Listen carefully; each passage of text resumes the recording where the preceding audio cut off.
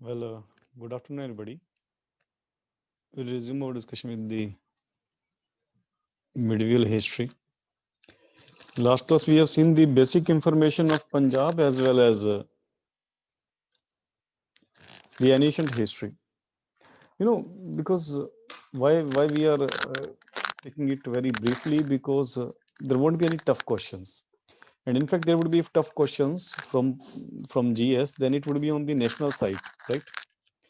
For example, as I told you that you need to study either the Lucent or Pearson. That books you can follow for the brushing up of GS content for the national GS I'm talking about. But Punjab GS portion is not that much asked in this question paper, and so this content is enough.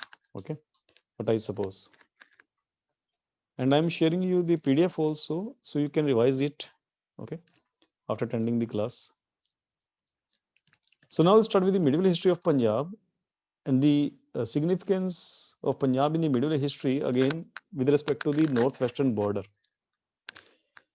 Because Punjab that we are discussing, that includes the Punjab that goes to now Pakistan, that also included. So this area was very vulnerable area. We have seen that in ancient history also this area was occupied by the different foreign rulers. And here also, first of all, who came? The Mahmud of Ghazni. Mahmud of Ghazni.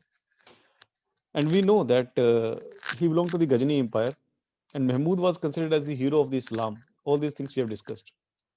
And why he was considered the hero of the Islam? Because he protected the Islamic Empire, the Samanid, he was successor of the Samanid Empire.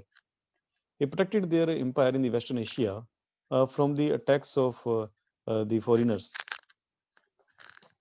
specifically the Turkish tribes, and that is why he was considered the hero of the Islam.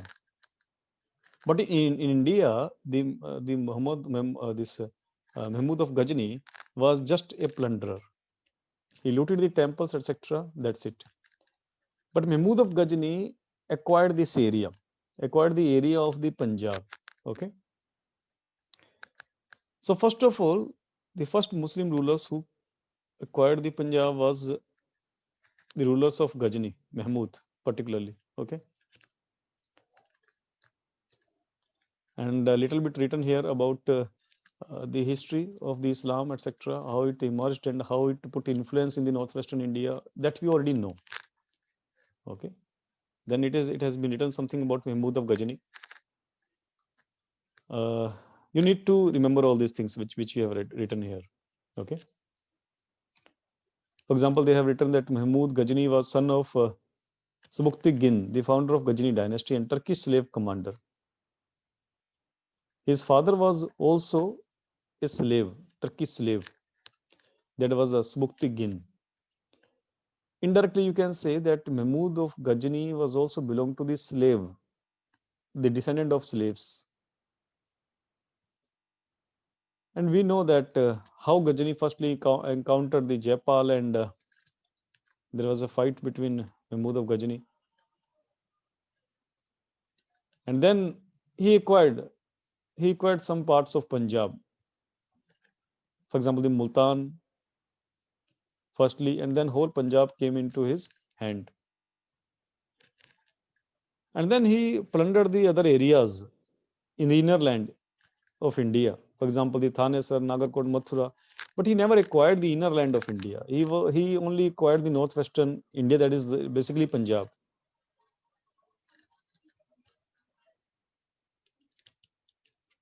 So after that, after Mahmud of Ghazni, next ruler that came in India, that was Shahabuddin Gauri, famously known as Muhammad Gauri. Muhammad Gauri uh, came in India not only for the plundering India, not only for the looting of India. He was also interested in the expansion of his empire. He wanted to acquire the Indian land. He wanted to make it the part of his empire. Again, he belonged to the Ghaznavid Empire near about Afghanistan, because he could not expand it to the western side, because already there were, the strong rulers in the western side, and that is why he moved towards India. All these things we have read in the history. So Mahmud of Ghori, obviously, again, he will enter firstly from the Punjab area. For example, he marched against Multan and freed it from its ruler. In the same campaign, he captured Kutch from the Bhatti Rajputs. And that is how he acquired the Punjab, the old Ghaznavid Empire's possessions of Punjab he acquired. And then he captured the other cities, for example, Peshawar, Lahore, Sialkot, Debol, etc. So in that way, these things you need to read, okay, when and where these territories were acquired. And the famous battles, so Battle of Tarain, and these battles were fought in the Bathinda. Two famous battles were fought that were known as the First Battle of Tarain and the Second Battle of Tarain. That was 1191 and in 1192. And first battle, Muhammad Ghori could not succeed it, but in the second battle, yes, definitely he won, and that is how he acquired the Indian land. The Muhammad Ghori wanted to make this area under his own empire, Western Asian Empire, and he could able to do so. But when he returned to his native place, he appointed Kutubuddin Aibak as the governor of the Indian land. Kutubuddin Aibak was again the trusted slave of Muhammad Ghori. But after the death of Muhammad Ghori in 1206, Kutubuddin Aibak assumed himself as ruler of India, and he established slave dynasty. We know all these things. These from this portion also in PPSC questions come. Okay, and definitely you need to prepare it. You need to prepare in Delhi Sultanate. There are 5 dynasties. We already knew: Slave dynasty, Khalji dynasty, Tughlaq dynasty, Sayyid dynasty, and Lodi dynasty. And you need to remember the period of these respective dynasties, because questions can come regarding for example, who is the contemporary king of whom. For example, if there is Sikh gurus, these are very basic questions. For example, which of the following was the contemporary of Guru Nanak Dev? Which of the following was the contemporary of Angad Dev? Right? So in that sense, you need to know that the chronology of all these dynasties, and not only the dynasty, chronology for all these kings also. And these kind of questions are important not only for the PPSC, for the UPSC also. So in that way, you need to remember the chronology of these dynasties, and they're famous kings also. For example, the famous kings, if you will ask me, first of all, Qutbuddin Aibak, famous because he established the slave dynasty, and then after that there was Iltutmish. Okay, the Rajia Sultan came after that. Balban came. Yes, Balban was also a famous king. And who started the silver tanka? Who started the Ikta system in India? These kind of questions are very popular questions. And these questions you can cover from the material which I gave you, the short material, if you remember, the points to remember or the short notes of the history for the prelim, for the prelims specifically. Okay. So though I hope that, and in fact, that those notes I've shared in your mobile application also in content section. So all these small facts you can read from there, that which dynasty did in what way. Okay. And this kind of question can also come. For example, what is the Ikta? Okay. What is the Ikta, by the way? Anybody?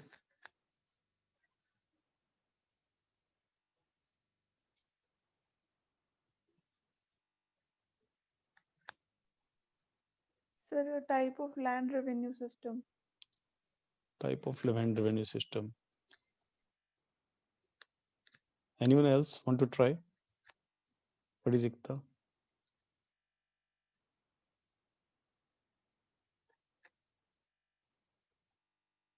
A piece of land allotted to officials. Right. Basically, the literal meaning of Ikta is a piece of land that is allocated to officials as part of the land grants. Okay. But yes, you're also right. That is land revenue system. But the literal meaning of Ikta is the piece of land that is given as per the land lots, as per the land grants. And you need to remember one thing, that these land grants were not hereditary. These land grants were not hereditary under the Iktas.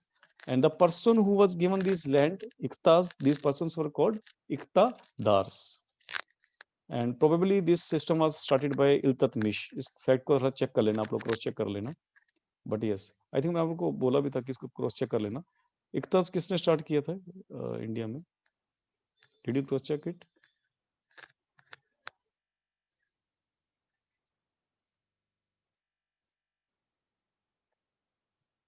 Okay, whatever, जो मैंने आपको short notes दिए हैं उसमें सारी चीजें लिखी हुई हैं. Okay, you can cross check it.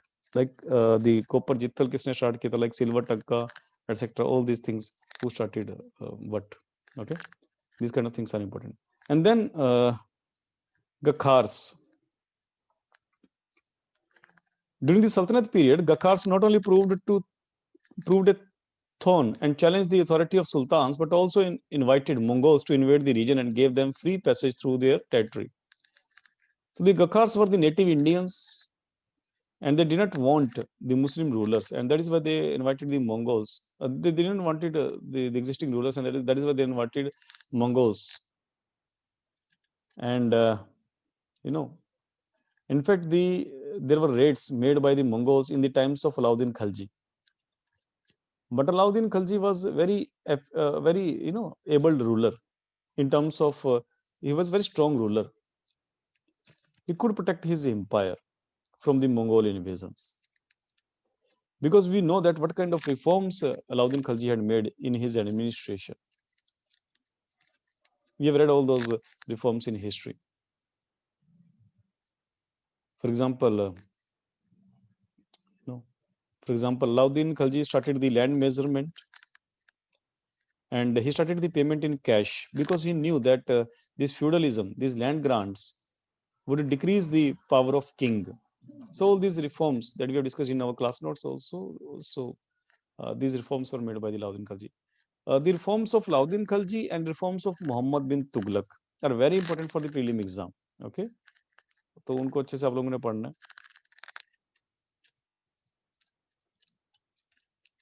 Then we'll talk about, जैसे कि जैसे पीपीएससी में देखे गखार्स के बारे में इस तरह क्वेश्चन आएगा, हु वर द गखार्स, तो आपको पता होना चाहिए कि गखार्स का लिंक किस तरह से करना है. Okay, that's it. एक दफा आपको रीड करना है, ज्यादा इसमें स्ट्रेस नहीं लेना आपको.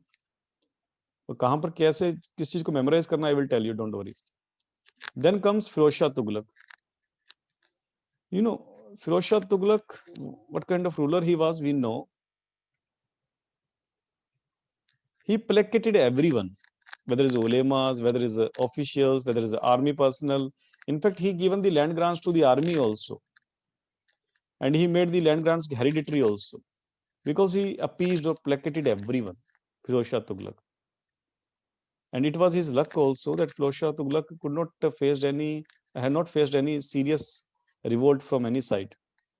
And Firoz Shah Tughlaq was also known for the establishment of new cities and for the various other development works, for example, the canal irrigation, etc. He also built some roads also, tanks, dams, etc. He constructed so many things. And there were towns also which were established by the Firoz Shah Tughlaq. These towns you need to remember. For example, the Fatehabad, Hisar, Firozpur, Jaunpur, Firozabad. Questions can come, for example, which town was established by which ruler, like that. Okay, तो sir चीज देख लेना आप लोग. After that, during the Sultanate period, the Hindus were suppressed and demoralized. Freedom of speech and worship was denied to them. You know, this jizya was levied by the Firoz Shah Tughlaq. And we know that, in fact, the two kind of taxes were imposed on the non-Muslims. Jizya was a capitation tax. It was an annual tax, and it was levied to all non-Muslims, and these non-Muslims were called jimmis. And it was not only prevalent in India; it was prevalent in every part of the world where there was Islamic rulers. Every non-Muslim need to pay the jizya as an annual tax uh, for the because they consider like it like that Muslims are protecting the other communities, non-Muslims, and for that protection, because these people assumed that these are our rulers, and for that protection they are putting some kind of charge, that is jizya. And apart from that, there was pilgrimage tax also. That means, for example, if from Hindu community, a person is moving for the pilgrimage or Tirth Yatra, so in that case also they need to pay some kind of tax, that is pilgrimage tax. These kind of taxes were levied in the Delhi Sultanate. But the jizya, you need to remember that it was levied by the Firoz Shah Tughlaq. Again, because he wanted to placate the Muslim ulemas, everyone. Because when Firoz Shah Tughlaq became the king, the early rulers, for example, the Muhammad bin Tughlaq was not proved a successful ruler, and that is why Firoz Shah Tughlaq, to strengthen his empire, used these tactics. But he is known for his developmental work also. For example, the establishment of towns, establishment of the canals, dams, irrigation facilities, etc. All these things you can revise once. Then Punjab under Mughals. Then comes Mughals, and we know that how Babur comes, how Babur came, and he belonged to the Transoxiana. Transoxiana में कौन कौन सी countries आती है? As we have read in history, Transoxiana.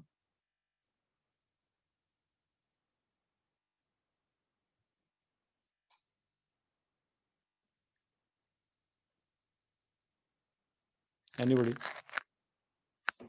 Transoxiana. Sir, Uzbekistan, Tajikistan, and Kyrgyzstan. I think you need to check it, okay? Because I think your answer is not correct. Okay.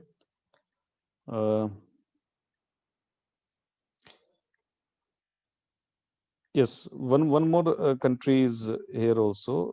That is, there are a few more parts in that. For example, Uzbekistan, Tajikistan, Southern Kyrgyzstan, and Southwest Kazakhstan. Whatever you can recheck it. Okay, you can cross check it. But these kind of questions can also be asked. Okay. Whatever, he belonged to this particular area, Transoxiana, and after and in fact, the Babur was invited by the Indian rulers only against the Lodhis, because there are the 5 dynasties of Delhi Sultanate, and only the Lodhi dynasty were the Afghans.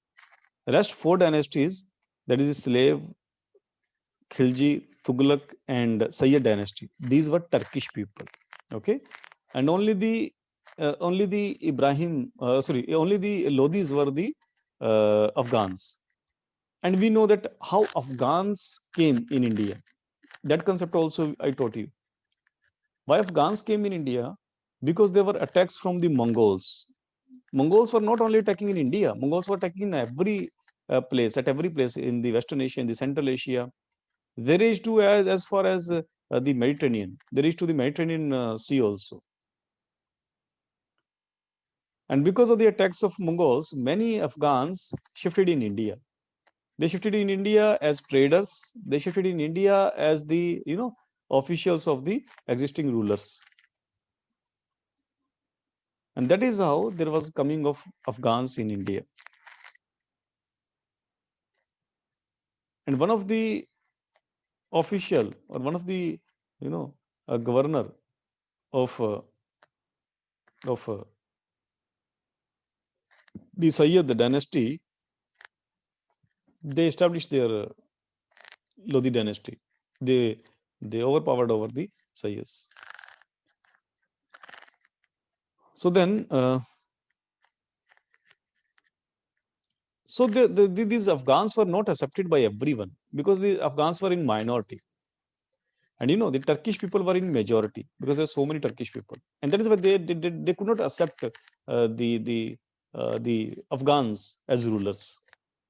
And that is why few of the Muslim rulers and few of the Hindu rulers invited Babur to overthrow these rulers. And they thought that, like, because Babur belonged to the Temur, and you know that who was Timur. Okay, Timur already made one raid in Delhi in the regime of, yes, Timur made raid in the Delhi in the regime of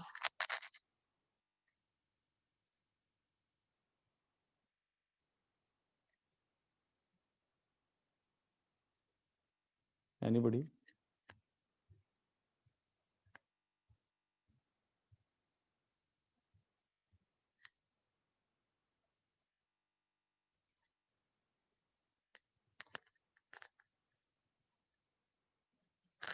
We have read it recently also in GS class. Anybody? Year? Anybody could tell me year?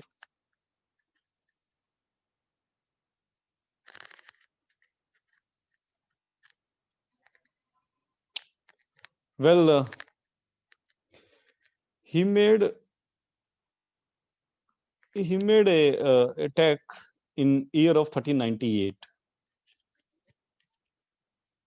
अभी बताओ आप लोग किसकी regime थी अभी 1398 में?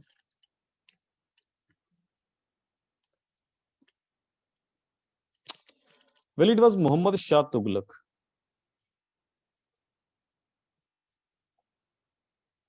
It is different from Muhammad bin Tughlaq because Muhammad bin Tughlaq ruled from 1325 to 1351.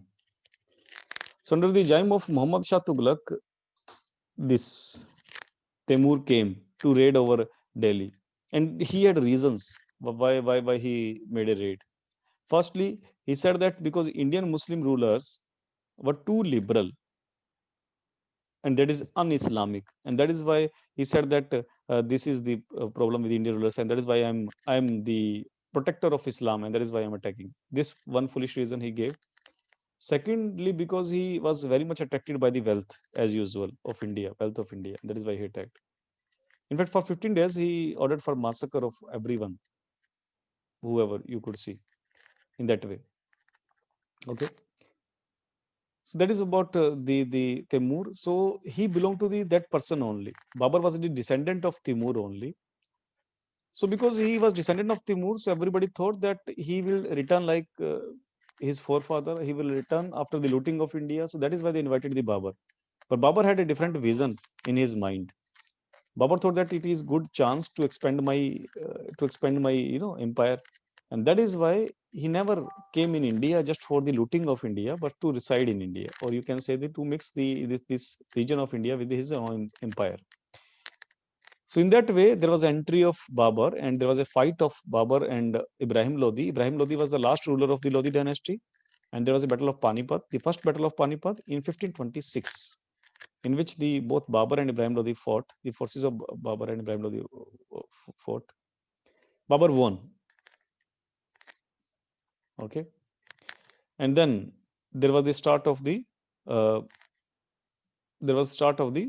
Mughal rule in India.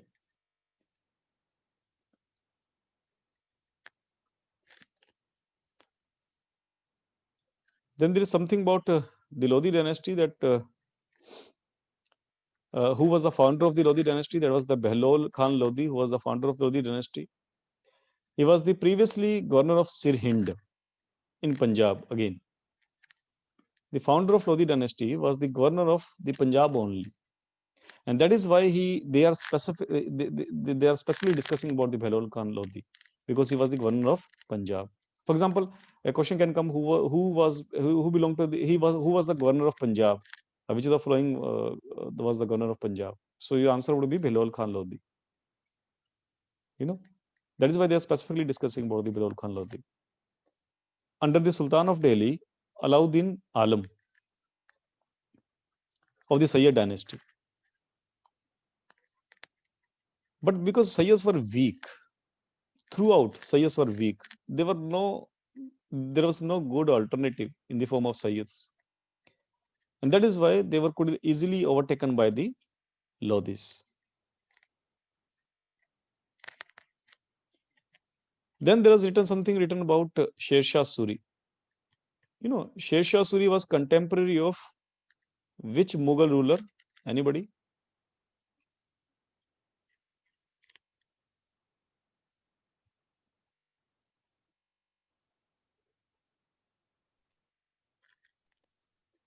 Humayun.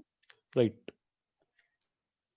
If you remember the story, only after the 5 years of his rule, Sher Shah was, he was, he belonged to the Bihar. Basically, he was a native of Bihar. Sher Shah, his name also was not Sher Shah exactly, but whatever, because he was very bold person, that is why he was named as Sher Shah. And he was again Afghan. So in India, if you talk about the Afghan rulers, one is the Lodhis. Lodhis were Afghans. And then the Sher Shah Suri was also Afghan. He was not Turkish. This concept you need to remember. So after defeating Humayun, he became sovereign ruler in 1540 and assumed the title of Sher Shah. For the Mughal rule was started in 1526, but after 1540, and for some years, there was a rule of Sher Shah Suri in India, and there was no Mughal rule. That was just for few years, and Humayun was evicted from his land, and Humayun took shelter in various other in the various other kingdoms. All these things we have read. Okay. So this Sher Shah Suri conquered the many regions. For example, the Malwa. Malwa was a very strategic area we already discussed. Why? Because Malwa was a gateway to the Gujarat coast, and Gujarat coasts are very famous for trade. And followed by, after the conquering of Malwa, he acquired the Chanderi, Sher Shah Suri.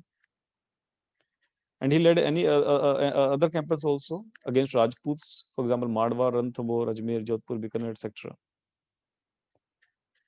Sindh and Punjab was also overtaken by the Sher Shah Suri by the 1445 AD. And Sher Shah Suri is also famous for one more thing, that he built Grand Trunk Road, GT, Grand Trunk Road. From where to where this Grand Trunk Road was located? Anybody?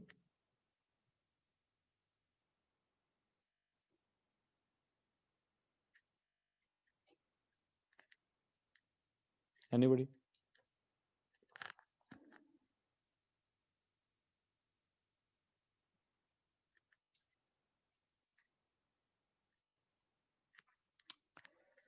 Well, I think it was from Amritsar to Kolkata. You can cross check it, but I think it is from Amritsar to Kolkata. So it connected the northwestern India to the eastern India. And not only the Grand Trunk Road, he also constructed many other roads.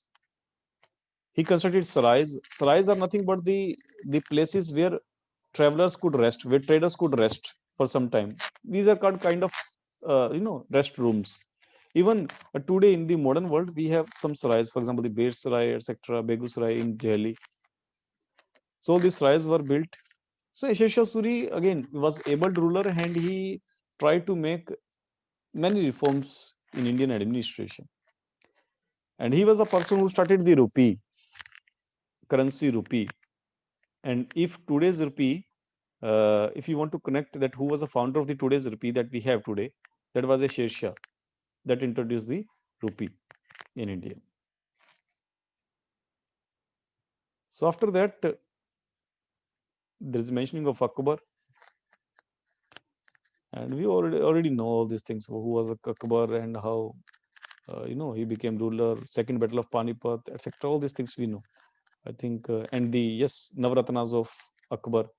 And Navratnas, you please need to prepare Navratnas, because what is happening. Because recently the UPSC also asked about the questions on Navratnas, and what PPSC would do, they will take the questions from the UPSC only. They will take from the hints from the UPSC only. and they will ask questions regarding that. तो एक बात और याद रखना कि apart from the preparing the previous questions of PPSC, you need to prepare at least 3 or 4 years back papers of UPSC. कम से कम एक आधा क्वेश्चन तो आपको ऐसा मिलेगा जो कि रिपीट हुआ है, आई मीन जो रिपीट हो जाएगा पंजाब में. It could be the questions of this year also. Need to remember this thing. सबके आंसर्स अच्छे से निकाल लेना आप लोग, ऑफिशियल आंसर की से अच्छे से देख के. You need to download the official answer key and you need to remember the answers also. You need to attempt the 3 or 4 years back question of UPSC also. Not only for GS, for CSET also. If you want to make a practice of CSET, एक तो पंजाब में जो CSET question है उसको practice करो, कोई book खोलने की जरूरत नहीं है. You just can practice from previous questions only. Apart from that, what you need to do, you can check the questions of UPSC also for CSET. और क्वेश्चंस रिपीट होते हैं. मेरे को एक याद है कि that there was one year when the paragraphs were repeated, and not only 1 2, the 3 paragraphs were repeated, the same paragraph with the same answers. So these things happens, and that was the bonus questions whoever attempted that UPSC paper. That is why I'm saying that it's must that you are attempting the previous questions. And not only that, if you have solved 4 or 5 previous questions of PPSC, at least 2 or 3 questions will be repeated. And most importantly from the Punjab GS. Whatever. So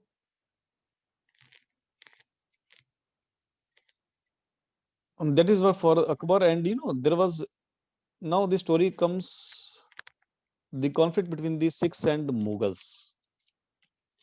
इसके ऊपर questions काफी आते हैं, because six गुरु से related कोई भी चीज है, भले पॉलिटिकल कॉन्फ्लिक्ट है या उनका कल्चरल पार्ट है, these gurus are very important. The 10 gurus are very important. Okay, you cannot skip in any way. So first of all, we'll see that how things came, because Akbar was a liberal, right? Liberal person, and there are 10 gurus we know. And who was the contemporary of Akbar? Which guru was the contemporary of Akbar? That was Guru Amar Das. There could be many. When we read about gurus, 10 gurus, then I will tell you that who was the contemporary of whom, because there it is written that which guru was the contemporary of which king. It is written there. But Akbar was a liberal person, and he wanted to visit the Sikh guru Amar Das. And Guru Amar Das ordered for Akbar to, first of all, you need to take langar, then you come to me. Okay. So this is one of the story that is written here. And there was a positive relationship with Akbar and gurus, Sikh gurus. There was very cordial relationship between Akbar and gurus till Amar Das, or you can say till the death of Akbar. Akbar was died in 1605. After that things will become little bit bad, you can say.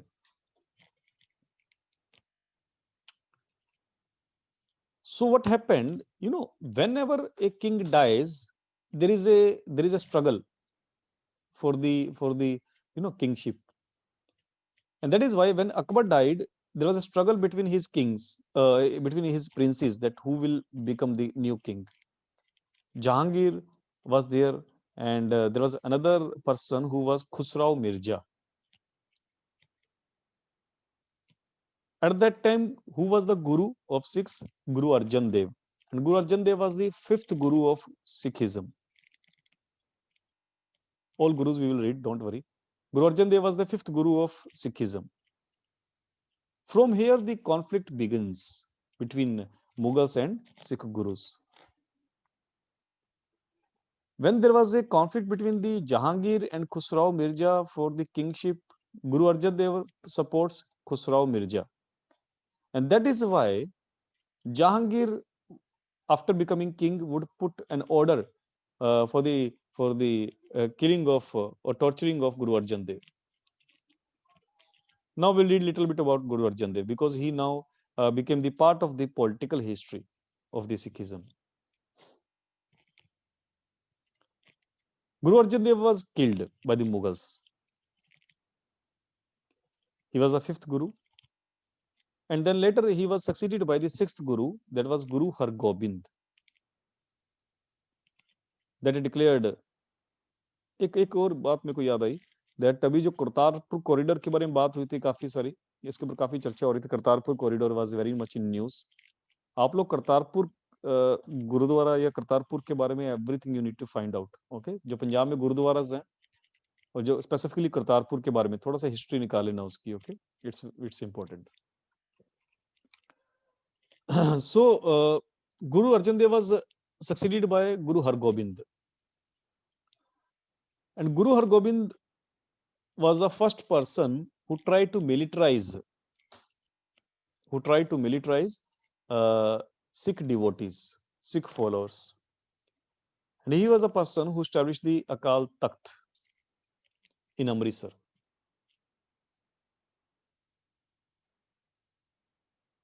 Right, Guru Hargobind. So these kind of tricky questions can be asked in PPSC exam. Which Guru established Akal Takht? Which Guru established the stone of the Golden Temple? Okay, these kind of questions are very common. Jahangir attempted to assert authority over the Sikhs by jailing Guru Hargobind at Gwalior and released him after a number of years when he found that there is no longer threat from the Sikhs.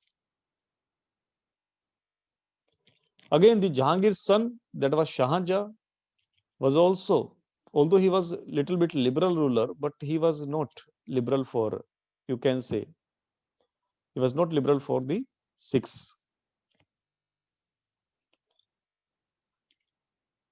And then Guru Hargobind's successor was Guru Har Rai.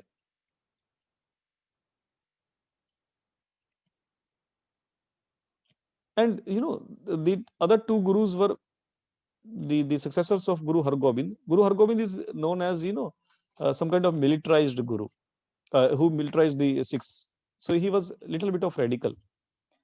But the later two gurus were neutral. They have not much role in the political history of Sikhism. But then came ninth Guru, that is Guru Tegh Bahadur. Guru Tegh Bahadur took the Sikh devotees, took the seat of their power to Anandpur. And you know, in fact, like gurus were involved in the political struggle. Just a second. Okay, what is the meaning of Akal Takht? As it is written here also, the meaning of Akal Takht means sovereign. That means nobody. It is the symbol of sovereignty of Sikhism, that nobody could intrude our freedom. That is the meaning of Akal Takht. That is the responsibility of every Sikh who is the follower of Sikhism, that we need to protect this Akal Takht because this is a symbol of our sovereignty. Okay, this just symbolizes the sovereignty of Sikhism. I hope that you could able to understand. So the ninth Guru, that is Guru Tegh Bahadur, is like, you know, like gurus were interested in the political struggle of few of the gurus, at least were interested in the political struggle of the Mughals. For example, I gave you the example of the Jahangir and okay, Shalu said that, sir, it is any commodity. You know, Akal Takht, it was made in Amritsar. Amritsar, there is a separate room for the Akal Takht. Takht means it's kind of a platform, right? So Takht means kind of platform. A platform was erected in the Amritsar Gurudwara, Golden Temple, in fact, and there was a separate room was provided to Akal Takht, is a kind of platform. You can see on the internet also. Whatever, so that became a symbol. So you know, then Guru Tegh Bahadur, like the gurus were involved in the political struggle of the Mughals. Likewise, the Mughals, like Aurangzeb, was also interested in the succession of the Sikh gurus. So when there was a time when ninth Guru was going to appointed, At that time, Aurangzeb was interested to install Ram Rai as ninth Guru of Sikhism. But Guru Tegh Bahadur became the ninth Guru. And Aurangzeb could not succeed to install his own person as Guru, or you can say own favorite as Guru of Sikhism. And why? What was the rivalry between the? What was the bone of contention between the Guru Tegh Bahadur and Aurangzeb? Guru Tegh Bahadur supported Kashmiri Pandits, which Aurangzeb, Aurangzeb was a fanatic ruler. He was not a liberal ruler. He tried to impose the forced conversion also in India. Before that, we have read in Delhi Sultanate also. Delhi Sultanate, there was absolutely no forced conversion, even in Delhi Sultanate. Religious conversion we are talking about. Then in Mughals also, there was no forced conversions. Only in the regime of Aurangzeb, there were forced conversions. So Kashmiri Pandits were forced to assume Islam as their religion, and Guru Tegh Bahadur opposed that thing, and that is why there was rivalry between the Aurangzeb and Guru Tegh Bahadur, and that is why Aurangzeb killed Guru Tegh Bahadur. And then comes 10th Guru of Sikhism, Guru Gobind Singh. He assumed the king's guruship in 1675. Aurangzeb died in 1707. So this 10th Guru, Guru Gobind Singh, assumed the guruship in the 1675, and he wanted to avoid the battles, and that is why he moved to his guruship to the Ponta. Ponta Sahib is a famous Gurdwara. And he tried to protect that city also. And the local Rajas of Shivalik Hills, along with the support of Mughals, they fought with the Guru Gobind Singh. Although Guru Gobind Singh, earlier they were hiding in the Shivalik Hills, Gurus. But he thought that I will establish a new city and I will live the peaceful with my guruship and with my followers. But these local Rajas put a treachery against the Guru Gobind Singh, and they were supported by the Mughals, definitely. And they attacked this area.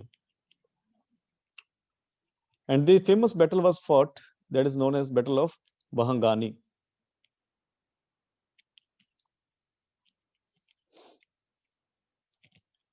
He moved to the Anandapur and established the Khalsa,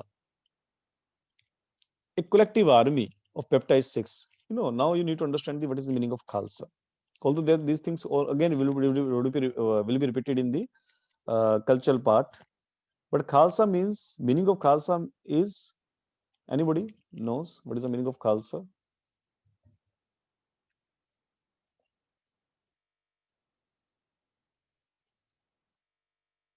Anybody?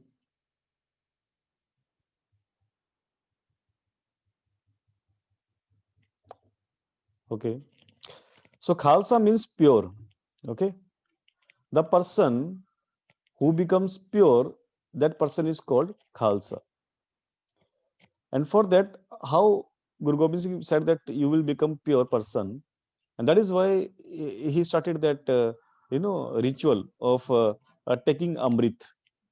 Taking Amrit is just a symbolizes that this person became pure. And how that person be pure? Because he would obey the instructions or code of conduct that was given by Guru Gobind Singh. That you will assume these 5 codes which I am giving you. The 5 things that was given by Guru Gobind Singh. That everybody who wanted to be Khalsa, wanted to be pure, that person need to opt these 5 code of conduct.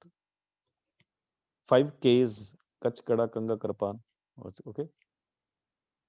Kesh, Kanga, Kada, whatever.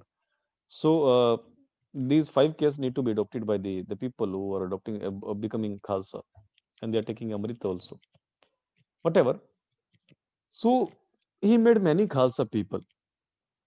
So he made kind of army, because he wanted to live in peacefully, but because somebody is attacking the gurus, then that is why they militarized. They made a collective army of baptized Sikhs. Baptized Sikhs means that every person who became Khalsa. And then there was a frequent fights between Mughals and Sikhs. Okay, all these things you can read, like Battle of Muxar, etc. Everything you can read. When Aurangzeb died in 1707, he was succeeded by the later Mughals. In later Mughal, the first ruler was the uh, Bahadur Shah I. And this Bahadur Shah I wanted to make a peace with the Sikhs, wanted to make peace with Sikhs. There was some there were some trials, but for that, but things could not be sold out. For example, there is a famous Battle of Sirhind also that you can read. In 1708, Guru Gobind Singh was died because two Muslim men became treacher. Okay, and Wazir Khan, who was the governor of Sirhind, killed the Guru. And then when Guru Gobind Singh was dying, or before that, he gave the command of protection of Sikhism to Banda Singh Bahadur. But before that, Banda Singh Bahadur was not a Sikh Guru, because Guru Gobind Singh declared that after me, the Guru Granth Sahib will become your Guru. There won't be any more Guru after that. And now Guru Granth Sahib is Guru for every person, every Sikh, or every person who follow Sikhism. So that is why Banda Singh Bahadur is not considered as Guru, but Banda Singh Bahadur was given in charge to protect the Sikhism.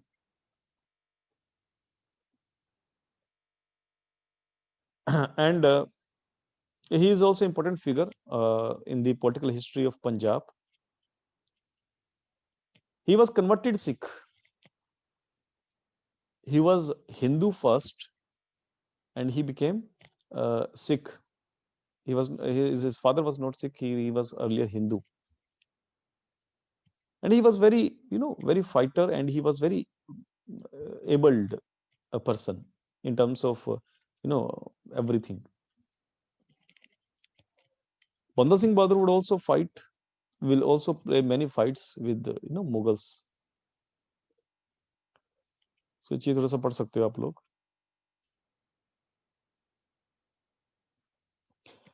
Now it is written. Now we'll read about the 10 gurus, 10 Sikh gurus, which is very important for this exam.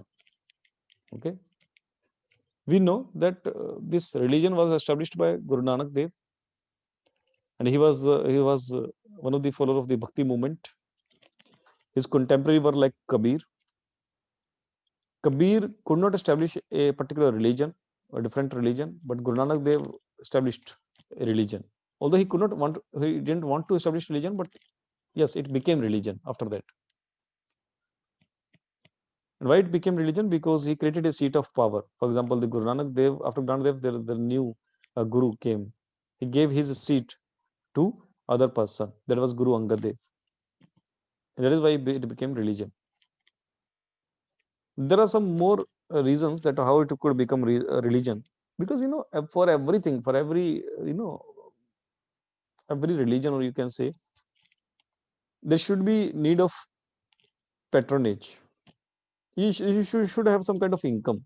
Without money, you cannot create even religion. The concept I will tell you. Whenever we discuss the different forms of religion, for example, Hinduism, Jainism, Brahmanism, we have seen that many kings patronized religions. For example, the Buddhism was on decline. almost declined in the Gupta age and after that. But it Palas gave a new life to Buddhism. Why? Because they give the revenue to the Nalanda University and they give different kind of things. A ray of hope was came to the Buddhism. But after that, when there was no patronage, Buddhism was disappeared from India. But Hinduism, many kings patronized Hinduism, and Hinduism because it was a way of life for people, and that is why also Hinduism could not be wiped out because it was a part of Indian culture. The other religions, but now from where the resource of revenue came to Sikhism, because there is no specific ruler who patronized Sikhism. For that, gurus created a system to collect, money from people so that this religion could be feeded. We'll see that what kind of system I'm talking about. First of all, we'll read here that why Kabir could not make a religion, because he had not that kind of system. So whatever, Guru Nanak Dev was bhakti sent, and he could establish Sikhism as a religion, separate religion. Now we'll read one by one. Guru Nanak Dev. Birth was 1469. It is easy to remember. How it is easy to remember? Because Mahatma Gandhi birth was 1869. So there is a difference of only 400 years. That's it. तो इस तरह से birth याद कर लेना आप लोग. गुरुशिप इन्होंने कब एज्यूम की? 1507 में. When he was died? 1539. And his contemporary rulers were Babur and Humayun. That you need to remember. This, why they have mentioned this specifically, the contemporary rulers, because these contemporary rulers are asked in PPSC exams, and it could be asked in the UPSC exam also. Now, important events. This is very important. 4 udasis or journeys. These journeys that were made by the Guru Nanak Dev was called the udasis. 4 udasis covering for awakening the people to realize the truth about God and to introduce Sikhism. That event happened in the time of Guru Nanak Dev. The 4 udasis are very famous. 4 journeys of Guru Nanak Dev are very important that he made to introduce Sikhism to people. And then he established a network of preaching centers of Sikhism, which were called manjis. These kind of things were not made by the other bhakti saints, and that is why it could not become a religion. But manjis, kind of system of manji was initiated by Guru Nanak Dev. What is the system of manji? No, question is.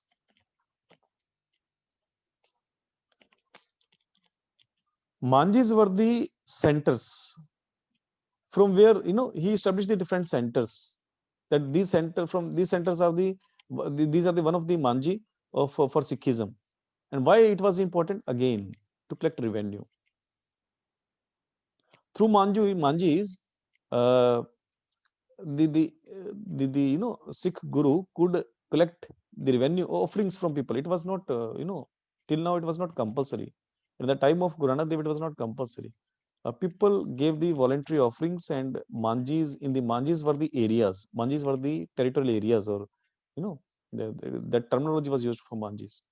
And from that, the wealth or money comes to the Guru, and he could make that free langar and etc. Everything that is mentioned in the Sikhism code.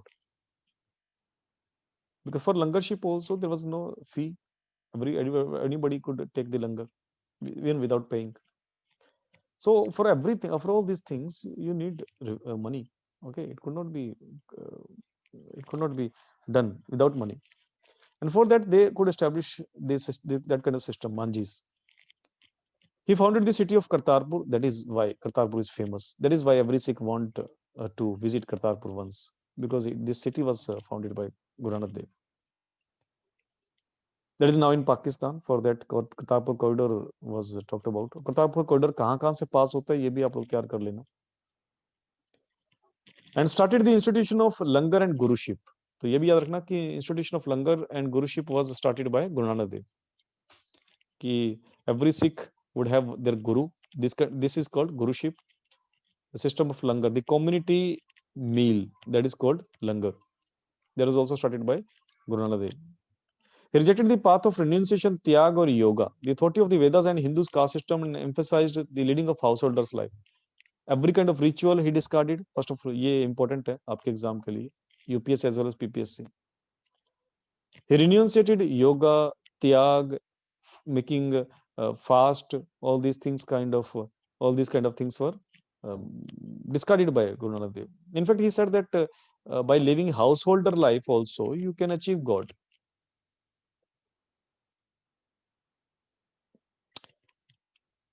And he started, for example, the community helping. For example, in case of langar also, they are making the seva also, or community help. He established he introduced the kirtan, that means community worship in the form of bhakti, devotion towards God. Satsang, an omnipotent God. That means you can say that it's kind of monoism. That there is God is omnipotent, means God is available everywhere. And and in fact, there could be different faith system, but God is one. This kind of thing also said by Guru Nanak Dev. So these were the basic concepts that were given by the Guru Nanak Dev. And now, what kind of poems that were composed by Guru Nanak Dev? These poems are asked many times in PPSC. कि कौन से poem किसने लिखी थी? Poems or hymns, whatever, bhajan, whatever. That could be found in the Guru Granth Sahib. In Guru Granth Sahib, there was a compilation of many poems, not only from the Sikh Gurus, from the other Bhakti saints also. So many poems were composed by Guru Nanak Dev. For example, Japji Sahib. अभी एक words में confusion होता है, मैं आपको बता देता हूँ कि जपजी वर्ड आगे भी लिखा हुआ किसी ना किसी गुरु के कंपोजिशन में, बट ये वर्ड जैसे किसी में जपजी साहिब लिखा है तो किसी में जपजी कुछ और लिखा होगा, तो आप लोगों को बिल्कुल अच्छे से तैयार करना है इसको. This is very important for this exam. So you need to remember that Guru Nanak Dev written Japji Sahib, and then Asa Di Var was also written by Guru Nanak Dev. Then Bara Maha, 12 months, Siddh Ghost, Onkar, all these hymns, these are the very important hymns. These are very important poems that were written by Guru Nanak Dev. Although he wrote 74 hymns, but these are the few poems which are very famous, and that is why it is written here. तो कम से कम ये तो याद कर ही लेना आप लोग that these poems were given by Guru Nanak Dev. अभी आप देखो कि गुरु ग्रंथ साहिब की अभी नहीं आया यहाँ पे, सिर्फ पोएम्स आई हैं. Okay, Guru Granth Sahib will be compiled by fifth गुरु, गुरु अर्जुन देव. गुरु ग्रंथ साहिब नानक देव जी ने नहीं लिखा.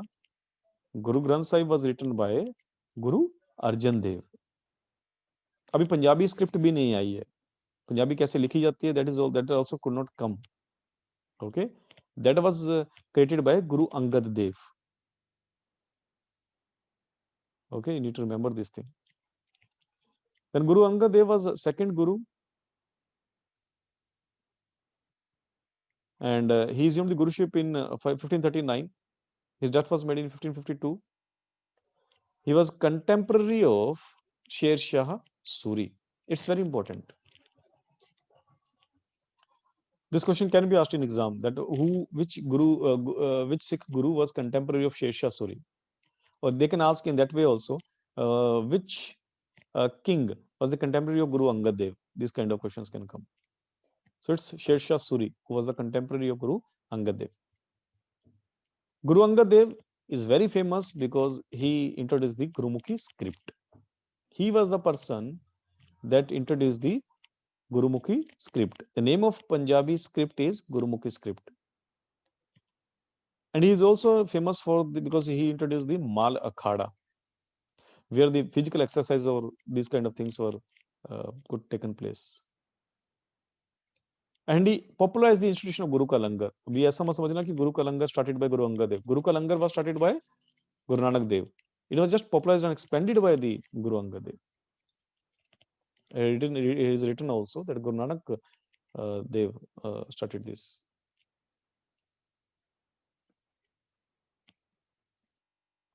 Now,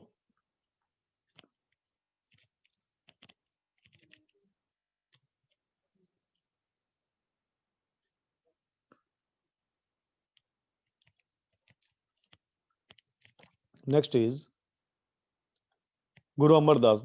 He was third Guru. You need to remember in that sequence only. Guru Amar Das. He was a contemporary of ruler Sher Shah Suri and Humayun and Akbar. Just a second.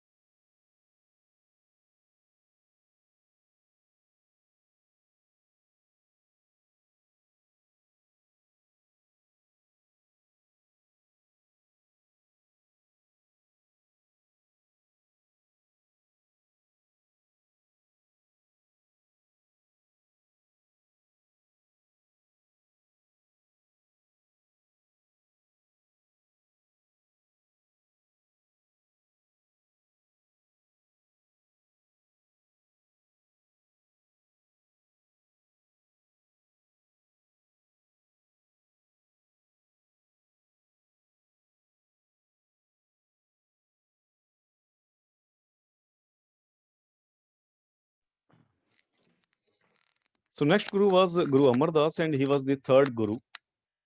He was contemporary of three rulers, Sher Shah Suri, Humayun, and Akbar. He established his headquarters and built new town that was Govindwad, whatever the name.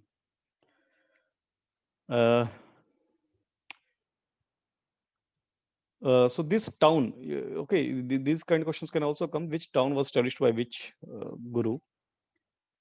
He divided the Sikh Sangat area into 22 preaching centers, that is again manjis, under the charge of a devout Sikh. That means he provided each manji a leader, right?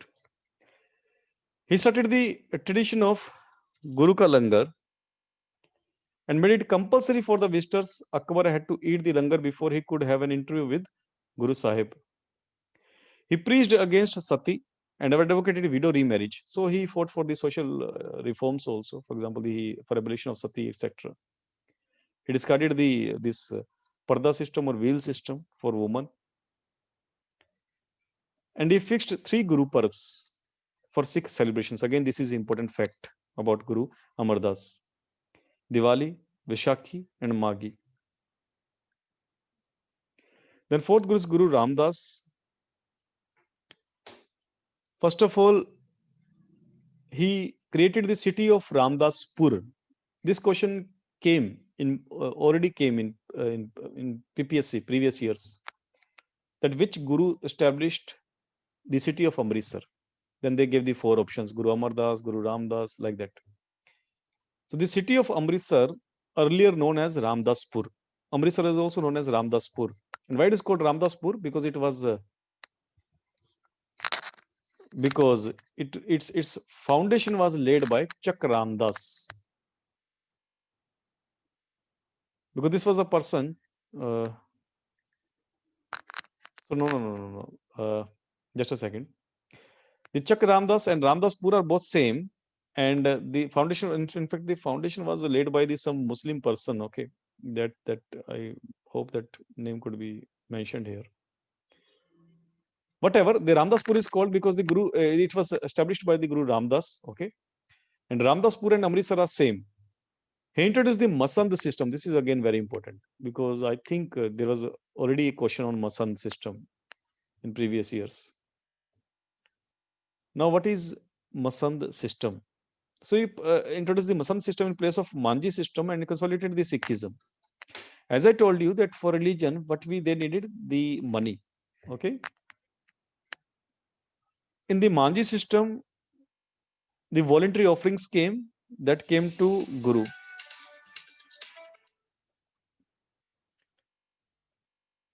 But in the Masand system, what they did, they collected, they levied 1/10.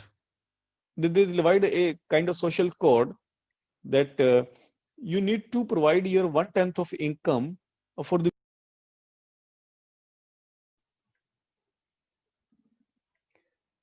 I think there was a disconnection, so I will repeat it again.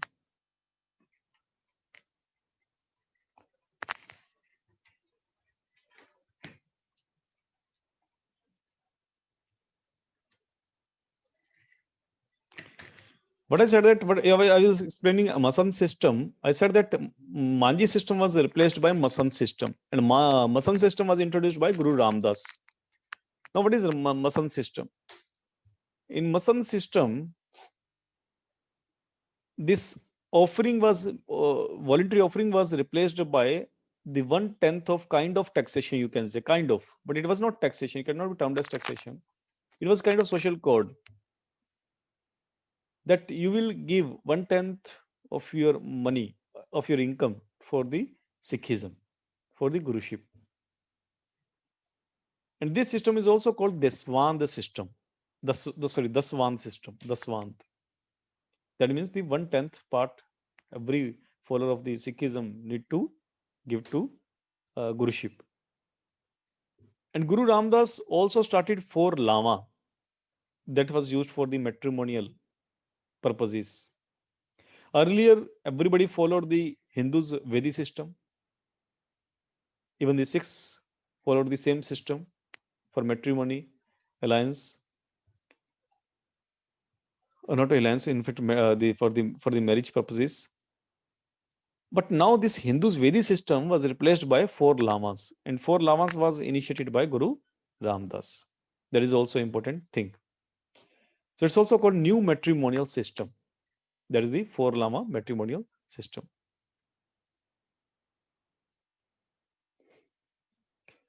Then comes Guru Arjan Dev. He was 5th Guru. So Guru Arjan Dev, firstly, he was famous. His contemporary rulers were Akbar, Jahangir. He was famous because, firstly, he wrote Guru Granth Sahib. Guru Granth Sahib was compiled by Guru Arjan Dev.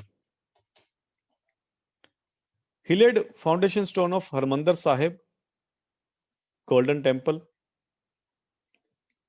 Led by, yes, this Golden Temple's foundation stone was made by Muslim saint, and Ramdaspur's foundation stone, I think, led by the Guru Ramdas only, Amritsar. So, first of all, the city of Amritsar was founded by the Guru Ramdas, and now in the city of Amritsar or Ramdaspur, a temple would be constructed that was called Harmandir Sahib. And this temple's foundation stone was laid by the Muslim saint that was named as Hazrat Mian Mirji. And he founded the city of Taran Taran Sahib. Taran Taran or Taran Taran, whatever. And is famous for the Guru Granth Sahib, which is also called Adi Granth. Guru Granth Sahib is also called Adi Granth, which was founded by Guru Arjan Dev. He himself written many verses in Guru Granth Sahib. He introduced the institution of Daswand. First of all, through Masand system, they had made it compulsory kind of giving money. That's also solidified the Manji system. And in the Masand system, the Daswand system, that means the numeric figure that much tax you will give, that was given by the Guru Arjan Dev. So you need to remember that Masand system was founded by Guru Ramdas, and the Daswand system was initiated by or introduced by Guru Arjan Dev. And again, we know that conflict between the Guru Arjan Dev and Jahangir, we already discussed it. Then Guru Hargobind. He was the 6th Guru. This question is very popular for PPSC. Pidi Miri. Two questions can be asked. Who started Pidi Miri? That is Guru Hargobind, because he was the first military guru, militarized guru, you can say. In different period of time, the Sikhism adopted different symbols. Symbols of Sikhism evolved. So earlier, these two symbols, this symbol was famous. Only two swords. One sword represented Piri, and other sword represented Miri. What is the meaning of Piri Miri here? Piri means spiritual power. That means every Sikh need to have two faces. On one side, he should be very spiritual. On other side, he should have some kind of military power also to protect that spiritual authority. Why it has happened? Why suddenly in Sikhism this militarism or this militant thing came? Because Guru Arjan Dev was killed by Mughal rulers, and they now knew that to protect our faith system, we need to have some kind of military strength. That is why suddenly military training, everything was started. So this two sword symbol, one sword represented the Piri and other was Miri, spiritual power as well as military power, was popularized by Guru Hargobind or introduced by Guru Hargobind. He constructed the Akal Takht. The place became the seat of preaching and paying in due course of time, and constructed the Lohagarh fort at Amritsar, and also constructed the city of Kiratpur. It's not Kartarpur, it's Kiratpur. Okay. Then comes Guru Har Rai. Guru Har Rai was seventh Guru. Seventh and eighth Guru were, you can say, neutral Gurus. I mean, they were not involved in certain conflict. They were more interested in the reforms, but they were not interested in the political conflicts. Guru Har Rai and Guru Harkishan. The contemporary of Guru Har Rai was Shah Jahan and Aurangzeb, and established an Ayurvedic herbal medicine hospital and research center at Kiratpur. Kiratpur was founded by Guru Hargobind, and in the same city, the medical center was opened by Guru Har Rai, and helped the Shah Jahan in curing Dara Shikoh. Dara Shikoh was the the oldest son of Shah Jahan. When Shah Jahan would die, there would be a power struggle between the Dara Shikoh and Aurangzeb. Dara Shikoh was very liberal ruler. He was very able, very liberal ruler.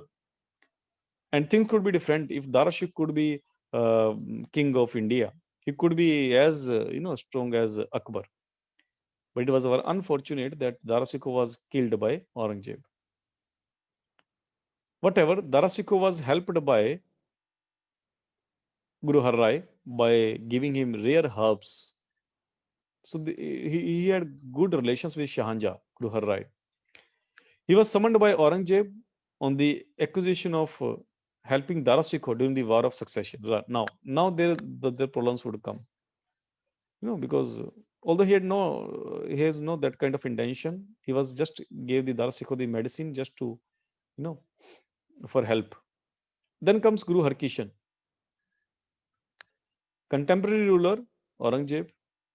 He visited Delhi and stayed at the residence of Raja Jai Singh of Amber. Died at Delhi due to contracting smallpox while serving epidemic-stricken people. So there was no direct fight between Guru Har Rai and Guru Harkishan and Mughals.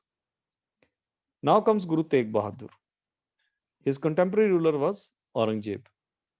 He bought the land from Raja of Bilaspur near Makhowal village on the bank of river Satluj and founded a new town called Chak Nanaki. Later his town was renamed as Sir Shri Anandpur Sahib. So he constructed this town, but it was renamed as Anandpur Sahib later.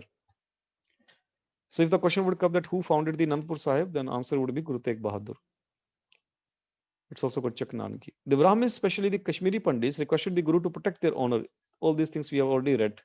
That is why Aurangzeb killed Guru Tegh Bahadur, because he helped Kashmiri Pandits against the forced conversion. Then comes the 10th Guru, that is Guru Gobind Singh, and his contemporary was, okay, of course, Aurangzeb and Bahadur Shah I. He founded the institution of Khalsa that we know.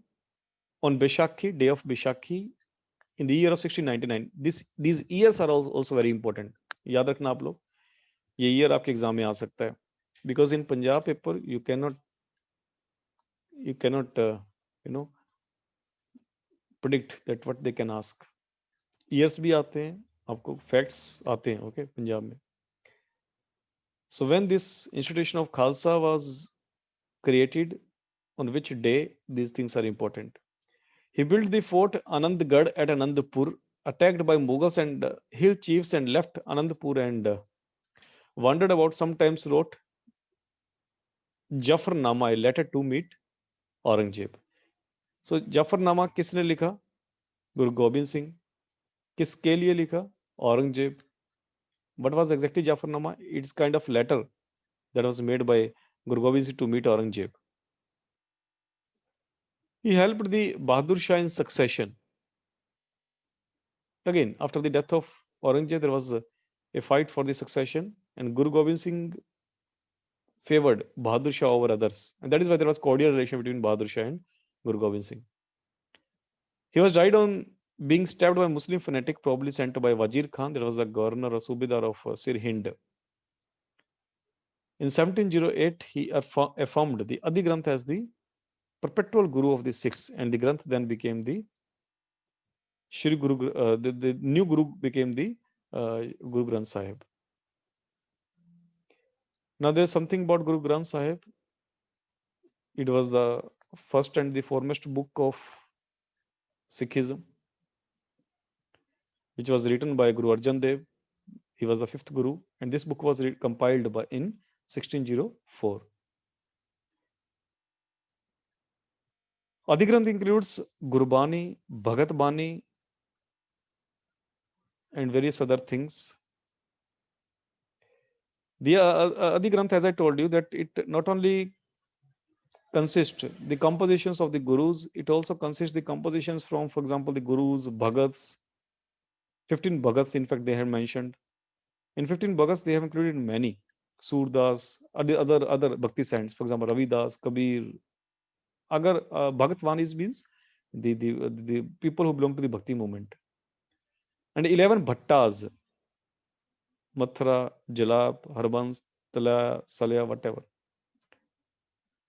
It is written Guru Granth Sahib had that many hymns, that many stanzas. This figure you can remember, okay, because we cannot predict that these kind of questions can also come.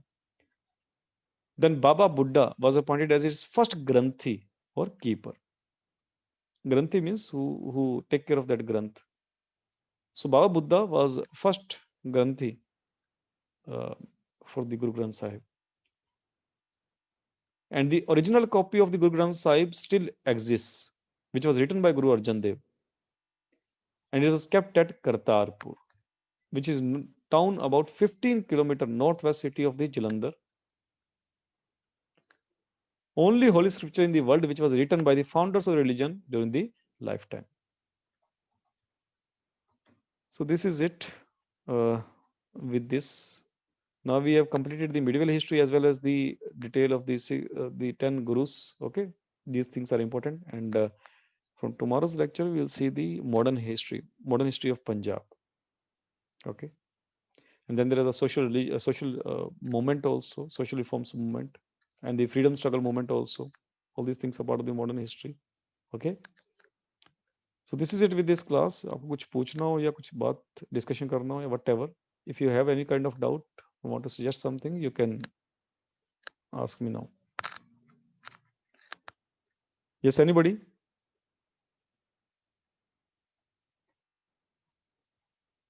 Want to ask something?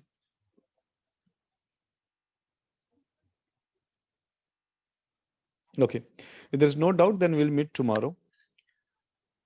And make sure that you're practicing the previous year question papers as well as you're reading well. You need to use your time very well because you have limited time.